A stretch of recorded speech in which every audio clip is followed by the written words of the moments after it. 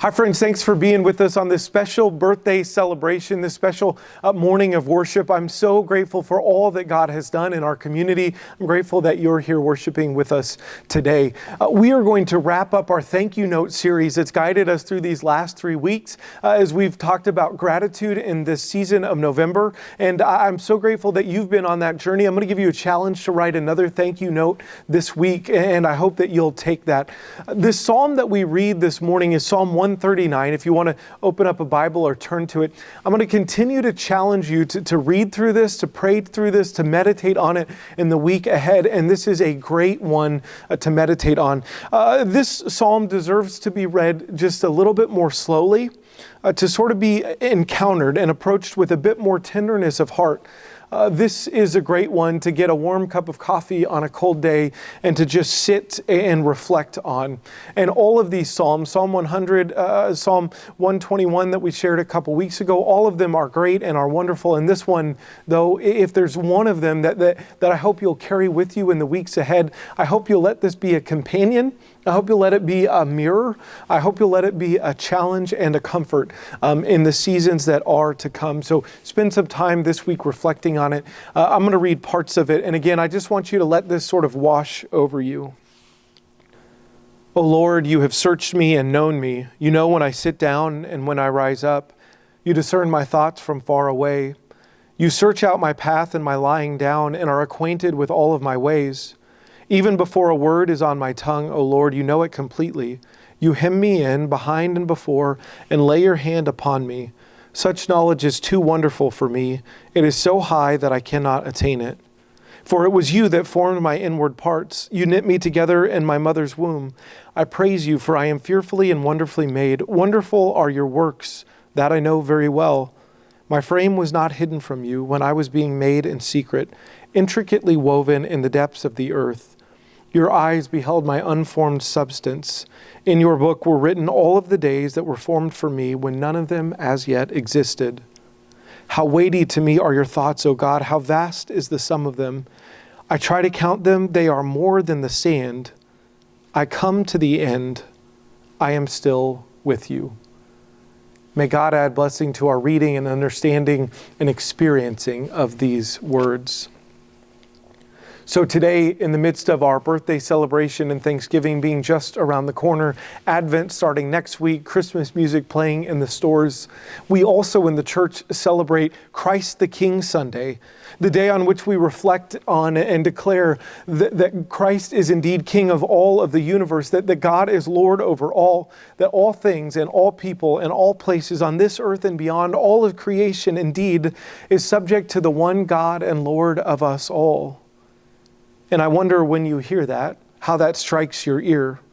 What's that mean for you who has probably never lived under a monarchy or known much about a king, or at least experienced it personally? Does this declaration bring you comfort? Does it bring challenge? Does it make you feel more or less inclined to join in the work that God is doing around us? I wonder. Psalm 139 is this beautiful, soaring bit of poetry in which the author tries to speak of an infinite and uncontainable God who is at the same time intimate and close. The author tries to speak of God searching and knowing, forming and keeping. And I wonder when you hear all of that, how that strikes your ear. What's that mean to us who sometimes feel like we hardly even know ourselves? Do these declarations bring you comfort?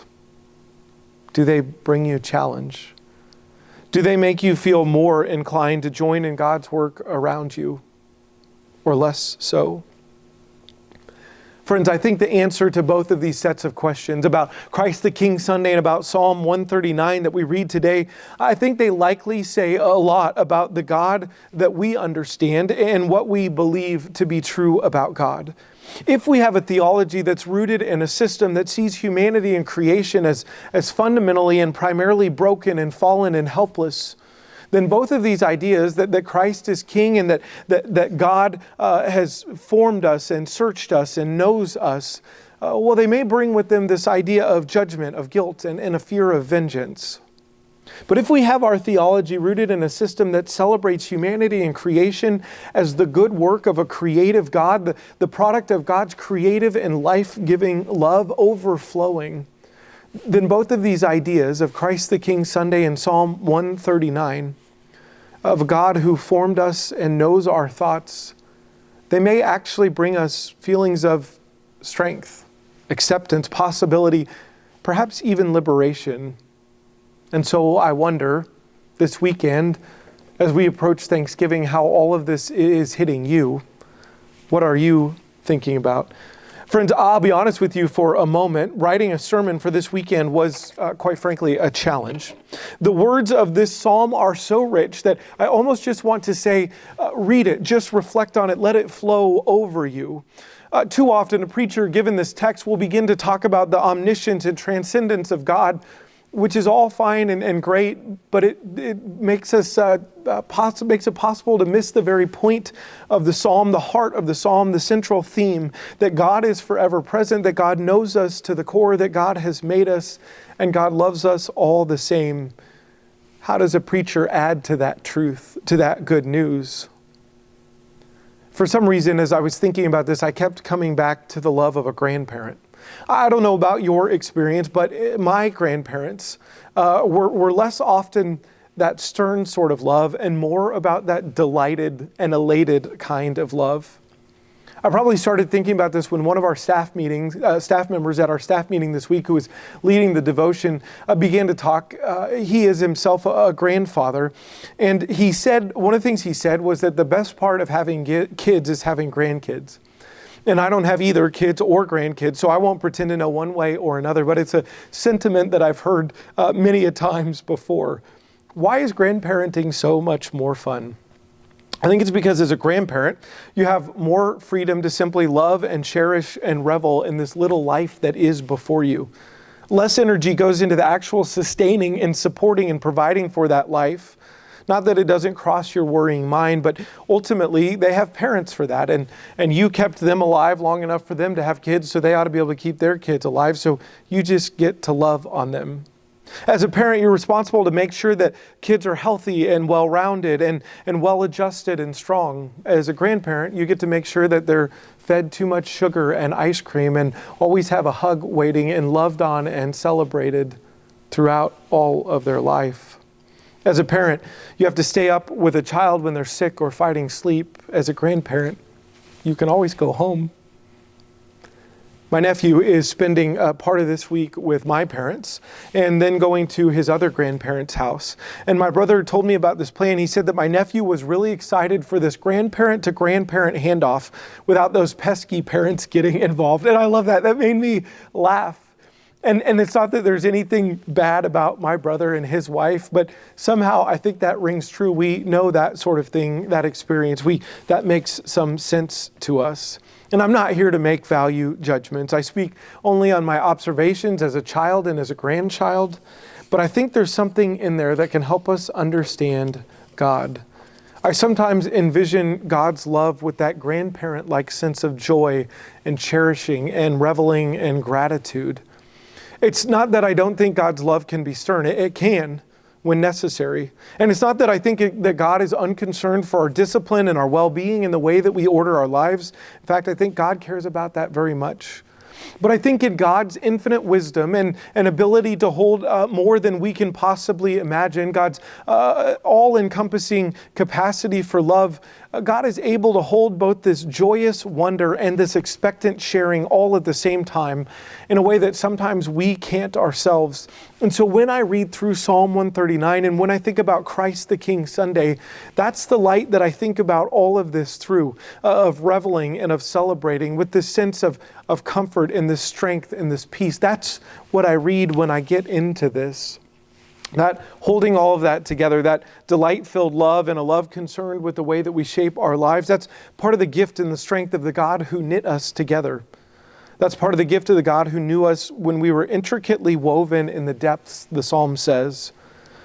Part of this same God that we celebrate today and over these last 2 weeks, part of the truth of that God is that God who is imagined as knitting us together, being that personal and knowing us that well, is also the King of the cosmos, the maker of the heaven and earth.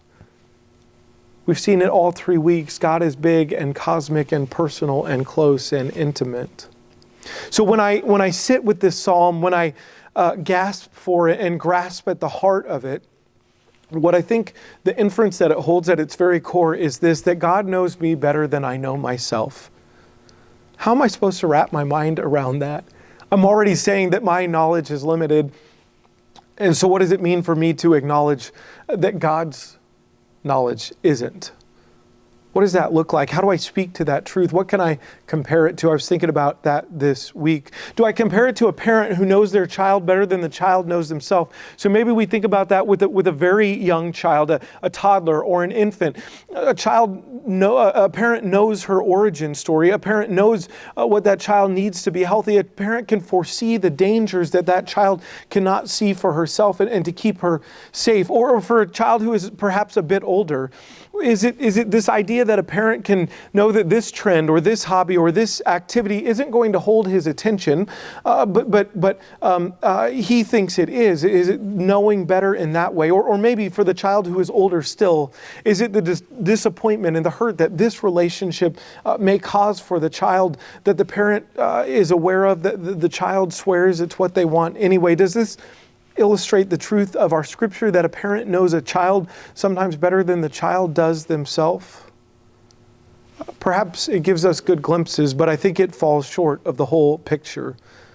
So what might be another thing to liken it to? Is it like a mentor who helps draw something out from us that helps us become more like the person that we want to be? Is it like a coach who sees potential within us that is yet to be released? Is it like a guide who has a vision of a path that's further than we can see ourselves? Is it any of those who in our high and low have been able to sit and hold the tension with us and somehow been able to see deep within the thing that we couldn't see ourselves, or maybe we could not perceive or had not anticipated, and speak it into existence? It's helped guide us on the path where we are. Is that what the psalm speaks of? Perhaps it's a good picture, but it still just feels incomplete. Maybe we move away from us. Is it like a computer coder who understands their program, or an author who understands their character? Is it like an artist that knows their music or the character that they've written into the pages? Is it like a builder who knows the home? And all of that is too simple. So I kept thinking to myself, what do I liken this sort of love and grace to? I try to unpack it. But at the end, perhaps we're left simply with the truth that the psalmist states. Such knowledge as God is too wonderful for me. It's so high that I cannot attain it. And then later, how weighty are your thoughts to me, O God? How vast is the sum of them? I try to count them. I try to quantify them. They are more than the sand. Friends, you see, at the end of my trying to explain, there is just this acceptance that God knows our gifts and our passions, our heartbreaks, our hopes and our dreams, our failures and our triumphs. God knows all of us better than we ourselves do. God knows the journey of life that we've been on, and the journey that we continue on of God's infinite grace is all contained within God's own being. And friends, this morning I find comfort in that, because it means that I don't have anything to hide. If I can't hide and I can't run out past, beyond, or outrun God's presence, then it means there's nothing that I need to hide in the presence of God. I don't have to hold myself back. It means there is at least one relationship in my life where I can be fully transparent and brutally honest with myself and about myself. And if I can do it in that relationship with God, friends, it gives me hope. It brings me comfort that perhaps I can also do that with other people in my life, that I can move in that direction. Friends, that gives me comfort. The scripture gives me comfort because I find, even as I struggle with, as we read in Romans earlier this year, that the very thing I want to do is the thing I don't do, and the thing that I don't want to do is the very thing that I do. With this struggle with my own fallenness and brokenness and my own hang-ups and hiccups and all of that, the disconnection between who I am and who I want to be. God sees all of that. God knows all of that. And as I continue on this journey of faith, what John Wesley would call going on to perfection, I do that all within the realm of God's love, the God who already knows all of that, who receives me with this grandparent type of love and wonder. That brings me comfort. I find comfort because of the world that we live in, and it's difficult if we're honest. It seems like it's always changing and it can feel chaotic. And friends, in my life, I know what it is to win and I know what it is to lose. I know what it is to have a lot of faith and I know what it is to have little. I know what it is to be lost and I know what it is to be found.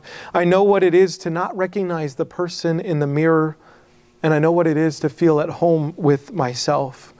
The good news of all of that, friends, is that every change and discovery, every grief and triumph, all the new pieces and layers and memories and possibilities that we uncover about ourselves as we move through life, there's some small comfort in the promise that God has already known every part and every version of ourselves and has loved us completely and fully in it and through it and beyond it, and that God always will. I may be on a frontier in my own life. Some place that feels comfortable, uncomfortable and new that I don't understand about myself. But in the midst of those moments, I can find comfort in the promise that, number one, I'm not alone there. And number two, God has already been there. I'm not the first one to journey into that place, to explore that terrain. There always has been, is, and forever will be God with me, even there. That gives me comfort. Additionally, in this world, in our age, I find a comfort in being known because it seems that there's more data and more connection and yet a profound sense of unknowing and being unknown that permeates our society. We have social media and 24/7 news. Our every movement is tracked and our shopping patterns are known. Trends are drawn and cohorts are constructed. Fears are marketed and aches are analyzed, and yet more and more people feel alone. More and more people every year report that they have few or nobody that they feel close to or would consider a friend. How is it that in the midst of all of this connection, we hardly feel known? We some days don't know if we know ourselves, let alone if we really know anyone else, let alone if anyone else really knows us. And so I find comfort in the promise that God knows me. And I don't gloss over the importance of human connection. That's not what I'm saying at all. But in this world, I find comfort in being known.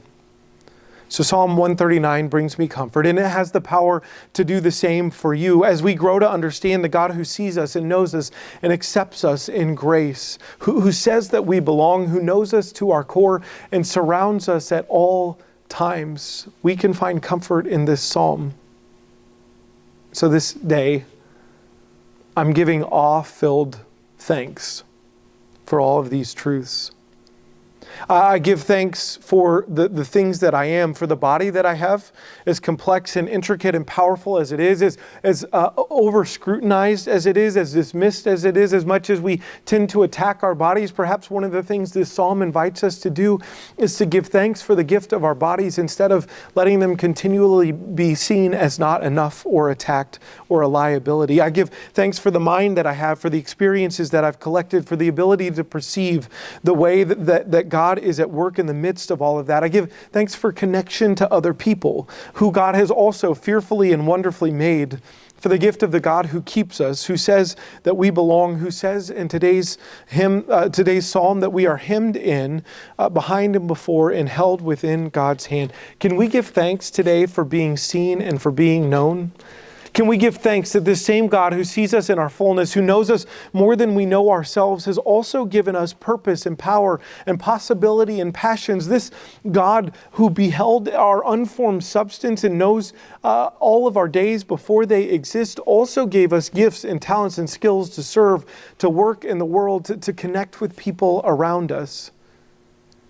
That, friends, is another thing that I thought about throughout this week.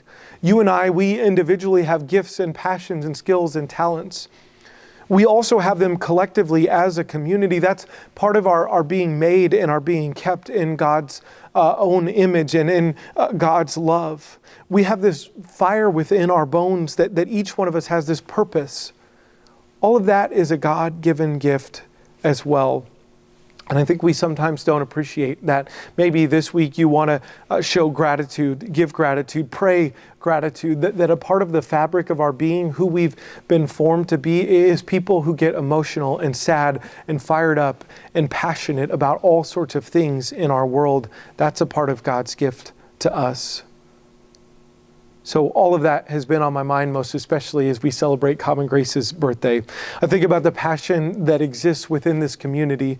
I think about the fire in my bones that I had for the work that we do together, and the way that you all have taken that purpose and you've adapted it and carried it out into the community over these last 3 years. I'm giving thanks for that, friends. That's a part of what comes to mind when I think about this, that we collectively share in this vision and this work that God's called us to. So throughout this month, I've been inviting you to spend time thinking about it and praying over these Psalms. Today is no different. Grab that warm cup of coffee. Sit down with the Psalm between now and Thanksgiving. Let it wash over you and let it move you. Let its truth soak into your core. And maybe you want to make it a little bit clearer. Many years ago, my grandmother gave me a personalized adaptation of Psalm 139. Oh Lord, you have searched Kyle and you know him. You know when Kyle sits down and when he rises. You know all of Kyle's thoughts before he does. And it goes on and on like that. I recently rediscovered this as I was continuing to move out of my parents' house that's been there for all these years. I don't know, maybe that's part of why I've been thinking about a grandparent's love in the midst of all of this psalm, was because of this gift. But maybe you want to do that same thing, to take into the psalm, to handwrite your own version of that, to put your name in there. And then maybe you want to sit at that. Maybe you want to just stare at that. Maybe you want to read it out loud and hear yourself say those things. Find yourself in this psalm and find that right in the midst of it, God is there ready to receive you and love you, cover you in grace. God already knows more about you than you know about yourself. And God continues to love us all the same. One last thing before we wrap up.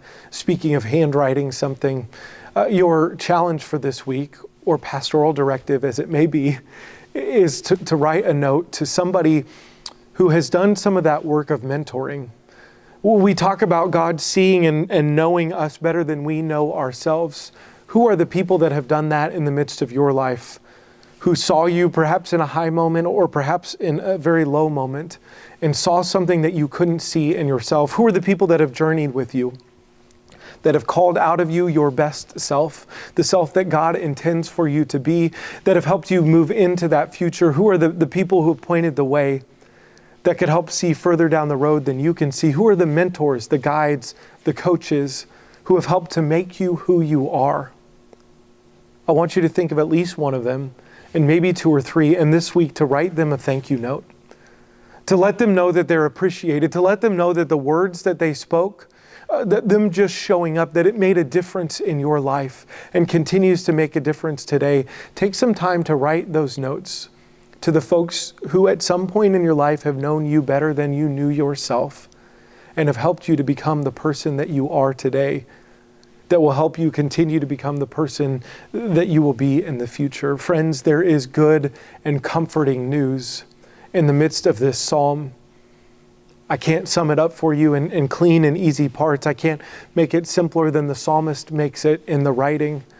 But I want to invite you to sit with those, to reflect on them, to let them wash over you and transform you. There is a beautiful truth that you are known all the way down, that we are loved, and that God holds all of who we are now and all of who we will become in God's own self, that there is no place we can go to escape from God. And that shouldn't be scary, friends. That should be good news of great joy for all of us. Amen. Let's take a few moments for reflection.